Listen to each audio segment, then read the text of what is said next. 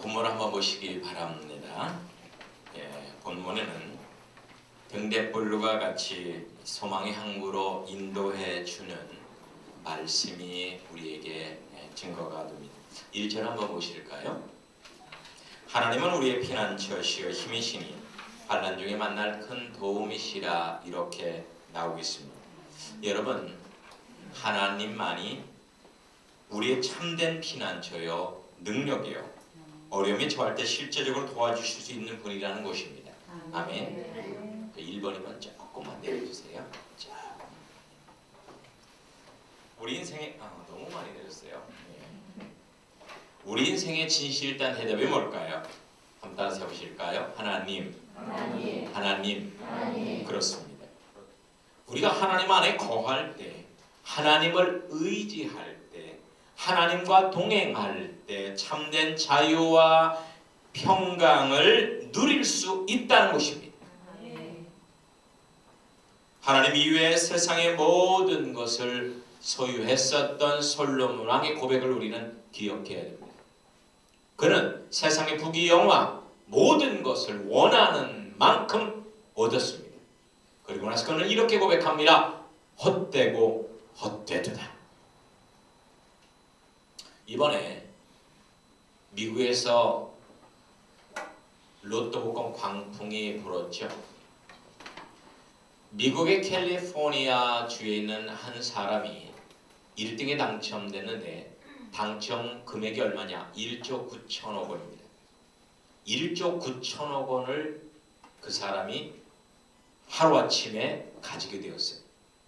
그런데 과연 몇 년 후에 이 사람이 이 돈 때문에 내 인생이 행복해졌다, 내 인생의 참된 의미를 발견했다, 이런 고백을 할 수 있을까요?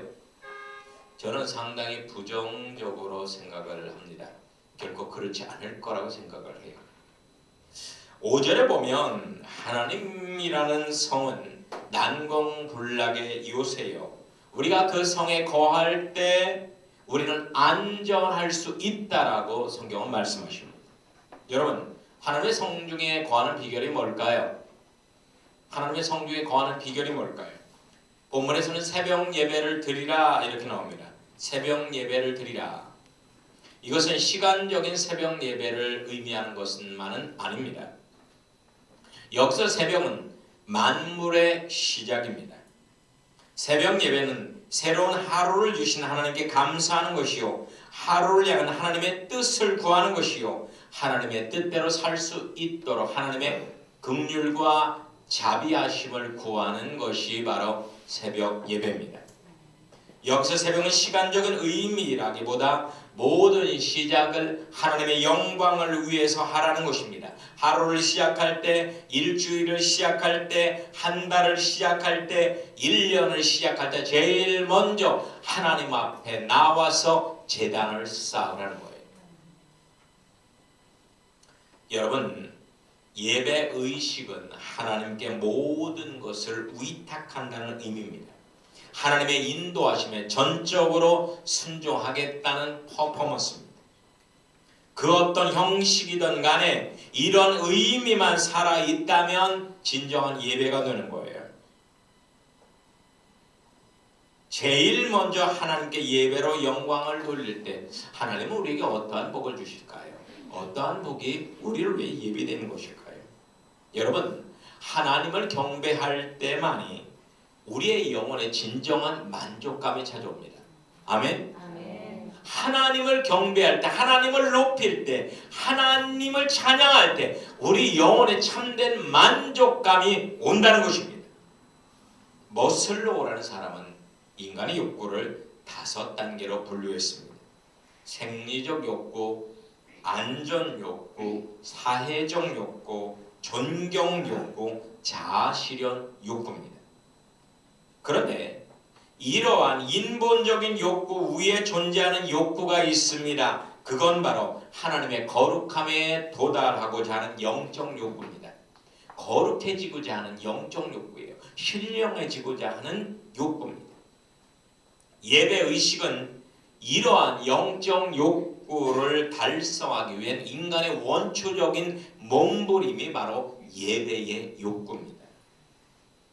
모든 것의 시작되는 예배에서 하나님으로부터 받을 수 있는 것이 무엇일까요? 육적인 것은 아니죠. 영적인 것, 신령한 것을 받을 수 있습니다. 바로 우리 영혼에 유익한 것들입니다. 여러분이 예배를 잘 드리면 돈이 나오고 권력이 나오고 세상에 필요한 것들이 나오지는 않습니다. 하지만 여러분의 영혼에 필요한 것들이 열려진 하늘문을 통해서 우수수 이구아수 폭포처럼 쏟아진다는 것입니다.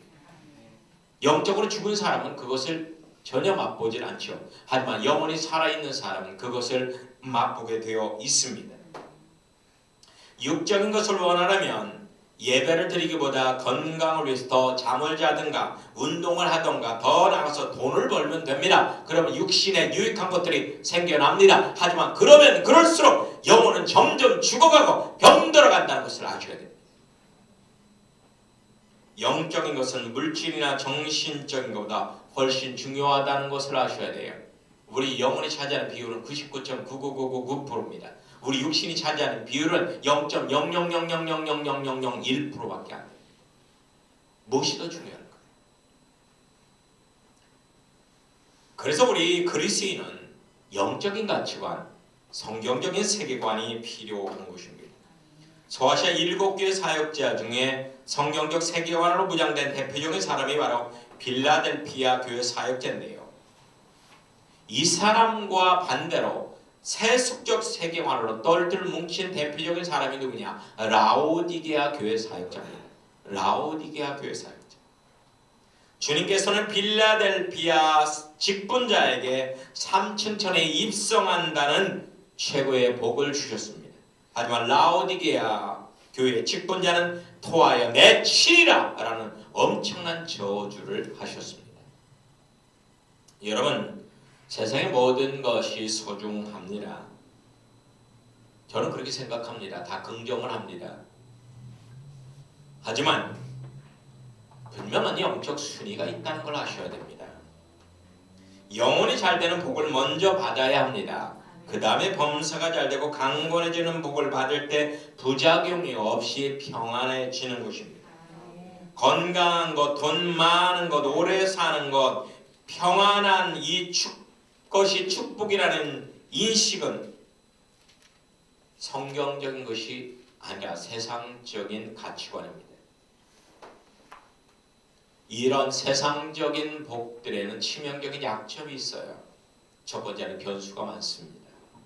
예측 불허의 일이 생깁니다. 그래서 그 어떤 부귀영화도 결코 안심할 수 없다는 것입니다. 그 어떤 부귀영화도 안심할 수 없어요. 여러분, 이번에 1조 9천억 원 당첨된 분이 당장 그날 밤에 무슨 일이 생겼는지 어떻게 알아요? 그 1조 9천억 원이 그 사람의 건강을 지켜줍니까? 마음의 평안을 지켜줍니까? 안전을 지켜줍니까? 지켜주지 못합니다. 어저께 인터넷 뉴스를 보니까요, 미국이 총기 사고가 많이 나서 그런지요, 미국 중에서 가장 총기가 자유로운 주가 텍사스주거든요. 텍사스주예요. 텍사스주는 집집마다 총 없는 집이 없다고 보시면 되고요. 차에 총 싣고 다니는 사람이 거의 없다고 보시면 돼요. 그런데 깜짝 놀랐어요. 대형 마트에 사람들이 다 그 자동 소총을 다 남자고 여자고 등에다 메고 쇼핑을 하더라고요. 자동 소총을 딱 등에다 메고. 대단합니다. 텍사스주에서 가장 무서운 말이 뭔지 알아요? 이곳은 사유지입니다. 이런 말이에요. 이 말은 뭔지 알아요? 이 사유지에 들어오면 무조건 쏴 죽이겠습니다. 그랬듯이 무조건 쏴버리겠습니다. 제일 무서운 말이 사유지입니다. 그래서 사유지에 절대 접근 안 합니다. 남의 어떤 거기는요, 내 다른 집에 있는 것을 쏘면은 불법이에요. 하지만 내 사유지에 누구든지 허락 없이 들어오면 그냥 쏴서 죽여도 합법입니다. 합법이에요. 그냥 쓰레기 치우듯 치워버리고 말아요. 과연 엄청난 돈이 자기의 안정과 생명과 평안함과 행복을 지켜줄 수 있을까? 그런 말이에요. 그리고 두 번째로 세상적인 복은 유한합니다. 세상의 모든 것을 다 가진다 할지라도 일평생 꾸준히 행복한 사람은 없지요. 행복하다 할지라도 50년 안팎에 불과합니다. 일평생 100여 년 산다면 100여 년 꾸준하게 행복한 사람 없어요. 그렇다면 왜 대기업 총수가 자살합니까? 왜 대통령이 자살을 해요? 왜 세계적인 스타가 왜 자살을 합니까? 그리고 세상적인 복은 일관성이 없습니다. 가지만 가질수록 새로운 것에 대한 욕구가 계속 생겨나서 더 큰 불만족이 생기게 되는 것입니다. 남편 6명을 두었지만 늘 불만족했던 사마리아 여인과 똑같습니다. 어느 가난한 노총각이 하나님께 간절히 기도를 했습니다. 그러자 하나님께서 짠하고 나타나셔서 내가 한 가지 소원을 들어주마. 네 기도가 너무 간절하니까. 그래서 네 소원이 뭐냐? 한 가지만 말해라. 한 가지만 들어주겠다. 그랬어요. 근데 그 노총각은 욕심이 많았습니다. 돈도 필요했고 결혼할 여자도 필요했고 그리고 결혼도 필요했어요. 당장 결혼도 해야 되고 여자도 이쁜 여자도 있어야 되고 그리고 돈도 많이 필요했습니다. 근데 한 가지 소원만 얘기했잖아요. 그래서 지혜를 생각했습니다. 동시에 한 가지를 말하는 거예요. 그래서 돈 여자 결혼! 그랬습니다. 돈 여자 결혼! 그러니까 하나님께서 진짜 소원을 들어주셨어요. 그래서 그 노총각은 정신이 돈 여자와 결혼을 했다고 합니다. 하나님께서 도우신다는 것은 세상적인 무엇을 준다는 것이 아니에요. 하나님 자신이 인격적으로 우리를 만나 주신다는 것입니다. 하나님 자신이 인격적으로. 우리 인간이 하나님을 인격적으로 만난다는 것, 이것은 최고의 복입니다. 하나님 자신이 행복과 평안과 기쁨의 근원이 되시기 때문입니다. 사람을 잘 만나도 인생이 바뀝니다. 하물며 전지전능하신 하나님을 잘 만나는 것이야 오죽하겠습니까? 돈 많은 남자, 권력 많은 남자를 만나는 것보다 인격이 제대로 된 신앙심 깊고 인격이 좋은 남자를 만나는 그 여자가 행복하지 않겠습니까? 스펙이 좋은 목사, 키가 크고 잘생긴 목사를 만나는 교인보다 영성이 깊고 주님을 진심으로 사랑하고 양들을 진심으로 사랑하고 양심에 따라서 성경에 따라서 하나님의 말씀을 증거해 줄 수 있는 겸손하고 진실단 목회자를 만나는 것이 좋지 않겠습니까? 근데 세상은 그렇지 않아요. 그렇지 않아요. 여러분이 하나님을 인격적으로 만난다면 여러분의 운명은 체인지됩니다. 하나님을 인격적으로 만나면 여러분의 인생은 성공적으로 업되는 것입니다. 즉 여러분의 인생은 체인지 업되는 거예요. 체인지 업. 장녀 막달라 마리아, 사기꾼이었던 삭개오, 문둥병자였던 시몬, 파산한 어부였던 베드로, 깡패였던 김익도, 살인마였던 고재봉, 노예였던 아굴라, 탕자였던 어거스틴이 하나님을 인격적으로 만나면서 그들의 인생은 체인지 업됐습니다. 시궁창 같던 그들의 불행한 인생이 천국같이 행복한 인생으로 체인지 업되었다는 거예요. 본문에서 하나님을 인격적으로 만난 시인은 인생의 초점이 자기 자신이 아닌 하나님께 맞추어져 있음을 알 수가 있습니다. 그래서 그는 이렇게 외칩니다. 하나님은 힘이시며 환난 중에 만날 큰 도움이시라. 할렐루야. 그렇다면 우리가 하나님으로부터 참된 복을 받아야 되는데 축복받는 삶의 태도가 무엇인가를 알아야 합니다. 성경은 축복받는 삶의 태도를 몇 가지로 우리에게 증거해주고 있습니다. 첫 번째는 따라서 해보실까요? 감사하는 태도를 갖자. 감사하는 태도입니다.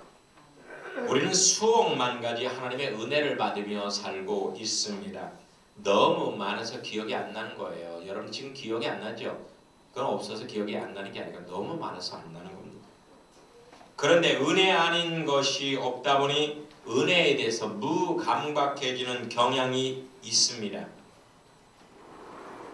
하나님께서는 가끔 그 은혜의 소중함을 알게 하시려고 일상의 평범한 듯한 축복을 거두어 가시고 대신 주님의 멍에를 지워주십니다. 여러분, 건강은 없어져 봐야 알아요. 얼마나 소중한지.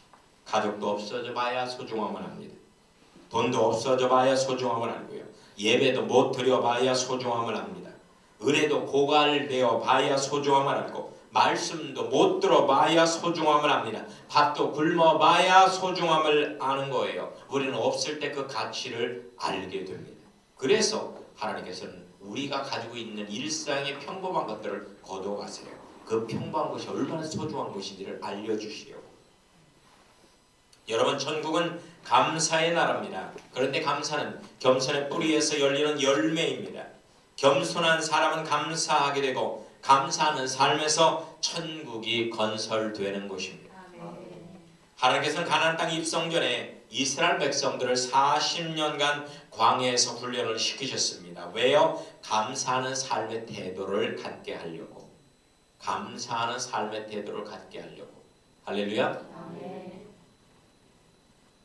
전공 풍요하며 행복한 소유의 나라일까요? 물론 풍요하고 행복하죠. 하지만 소유의 나라가 아니에요.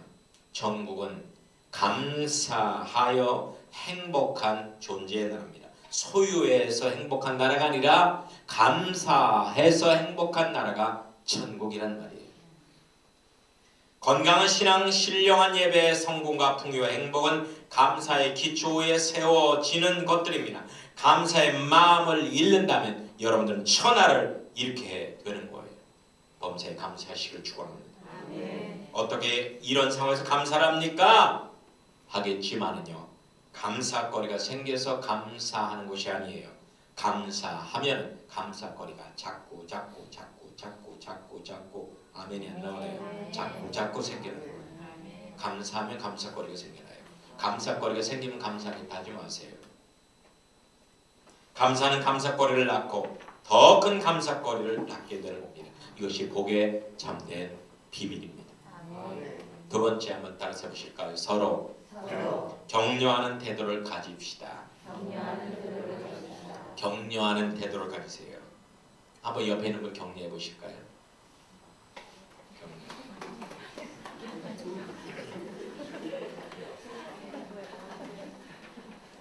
자, 여러분, 제가 오늘 1박 2일 직불제 수련을 해갖고 잠을 별로 못 잤는데요.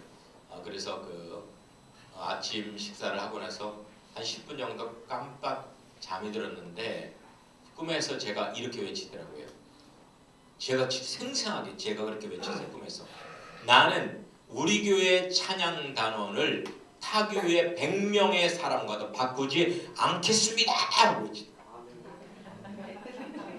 깜짝 놀랐어요. 제가 외치고 제가 깜짝 놀랐어요. 우리 교회 찬양 단원들 지금 있잖아요. 주원이, 주성이, 성원이, 현민이, 수환이, 채훈이, 그리고 우리 이은지 집사님, 종권사님, 우리 세부천교회 찬양 단원을 타교인 100명과도 안 바꾸겠다고 하더라고요. 이걸 격려 삼아서 더 열심히 하시기 바랍니다. 타교인 100명과도 안 바꿉니다. 여러분, 격려는 상대방의 존재나 수고를 인정할 때 가능한 것입니다. 서양은요, 강사로부터 좋은 말씀을 들으면, 특히나 예배 때 미국이나 영국이나 독일 같은 데는요, 목사님이 은혜로운 설교를 할 때마다 일어나서 기립박수를 쳐요. 받고 싶습니다. 그런데 우리나라 교인들은요, 박수에 대단히 인색한 것 같습니다. 박수에 대단히 인색해요. 여러분, 주위 사람들의 존재를 인정해 주십니까? 주위 사람들의 존재. 대부분요, 청소년기에 있는 자녀들이 방황하는 건 존재감이 없어서 그래요. 이 시대 50대 가장들이 방황한다고 하잖아요. 존재감을 못 느껴서 그래요. 그리고 아내들이 방황하는 것도 존재감을 못 느껴서 그래요. 어느 날 외로운 백수 한 사람이 자신에게 너무나 무관심한 부모에게 강한 충격파를 주기 위해서 일주일 동안 가출을 했습니다. 그리고 일주일 만에 집에 돌아왔습니다.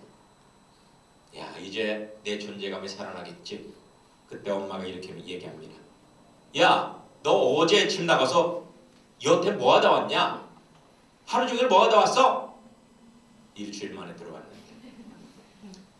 그러자 아빠가 또 이렇게 말합니다. 야, 너 백수라고 집에만 있지 말고 좀 나가서 바람 좀 쐬라. 어? 일주일 만에 들어왔는데. 그는 이렇게 탄식했다고 합니다. 아이고, 이 집에서 나란 존재는 도대체 뭐냔 말이오. 나는 뭐요? 라고 탄식했다고 합니다. 우리는 주위의 사람들에게 아낌없는 리액션을 보내야 됩니다. 아낌없는 리액션. 한번 보내보세요. 자, 뭐든지 격려를 하면 그 격려에 대한 리액션을 한번 보내보세요. 격려에 대한 리액션. 자, 여러분들이 설교를 들을 때 리액션은 뭐예요? 고개를 끄덕끄덕하고 아멘, 아멘, 치오, 치오. 이제 필리핀에 가 설교할 때는 이제 맨 앞에 앉았던 어느 자매, 그 김유미라는 집사님이 있는데 그분은 있잖아요. 제가 그 설교할 때마다 저를 똑같이 아버지, 치오, 아멘. 얼마나 은혜를 받았는지 몰라요. 제가 설교하면서도 은혜를 받았어요. 그런 리액션이 필요해요. 리액션. 이러면 이 리액션이 풍부한 사람이 성공의 비결이랍니다. 지금은 성공한 사람의 특징은 리액션이 분명하대요. 리액션이 즉각적으로. 할렐루야. 아멘. 아멘. 아멘. 아멘. 아멘. 수고하셨습니다. 잘하셨습니다. 나는 당신이 있어서 너무 행복해요. 내가 있으니 든든하구나. 이런 리액션이 있어요. 이러면 자신도 못하지만 상대방 기분이 업되어서 용기 100배에서 더 열심히 하게 되어 있습니다. 여러분, 옛날에 이게 통했어요. 잘한 사람들 책망을 해도 아유 집사님 이게 뭡니까? 내가 이렇게 집사님 책망하는 건 집사님 잘하기 때문에 책망하는 거예요.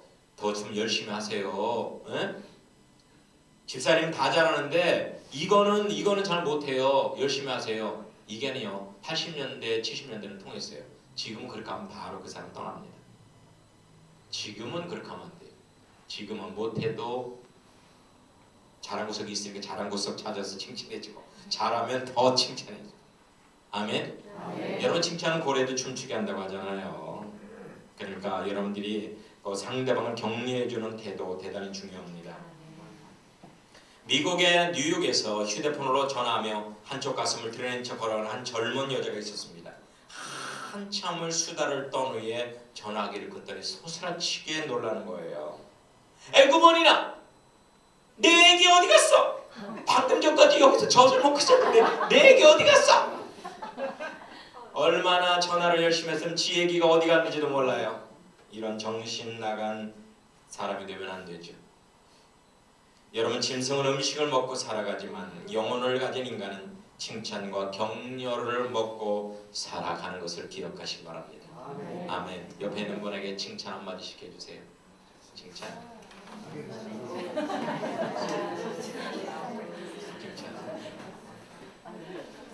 아멘. 자, 그리고 세 번째는 장점만을 보는 태도를 가지시기 바랍니다. 장점만을 보는 태도. 마늘입니다. 장점만을. 모든 것은 하나님이 창조하셨죠. 그럼 하나님의 창조하고 뭐라고 했습니까? 보시기에 좋았더라. 따라서 해보세요. 보시기에 좋았더라. 우리가 어떻게 판단하든 간에 성경적으로 세상의 모든 것은 다 좋다는 겁니다. 모든 것은 좋다는 거예요. 단지 안 좋다고 보는 그릇된 생각만 있을 뿐입니다. 세계는 두 종류의 눈이 존재합니다. 하나는 장점만을 보는 창조적 눈, 또 하나는 단점만을 보는 타락한 눈입니다.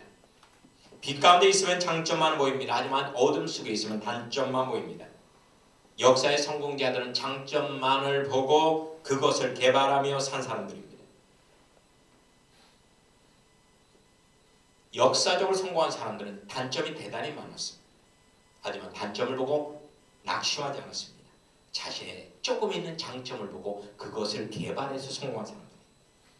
문자에 전화했던 에디슨, 아인슈타인, 하는 것마다 실패를 거듭하며 무능력자라는 낙인이 찍혔던 에브라함 링컨, 중개인으로 무기징역을 살았던 존 버년, 심각한 우울증 환자로 정신병원에 갇혀 살았던 파스칼, 듣지도 보지도 말하지도 못했던 삼중고의 헬렌 켈러, 곱추였던 알렉산더 대왕, 간주로 앉아있던 사도 바울, 이 모든 사람들을 누가 실패자라고 합니까? 이 사람들은 단점이 장점보다 더 많았던 사람이지만 조금 있는 장점만을 바라보고 긍정하며 개발해서 세계적인 위인이 되었던 사람입니다.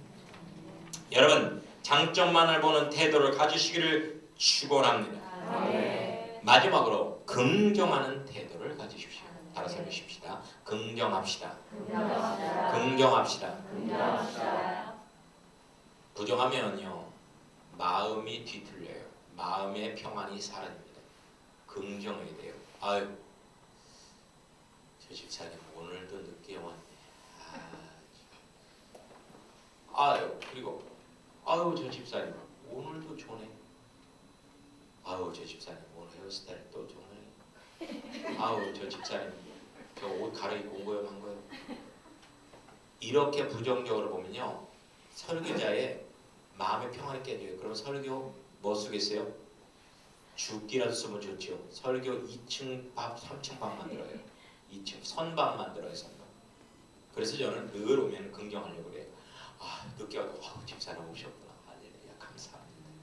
그리고 졸아도 주여, 내 설교가 얼마나 은혜스러우면 저렇게 마음이 평안해서 좋을까. 사람은 마음이 평안할 때 좋거든요. 그렇게 생각하면요 마음이 은혜가 돼요.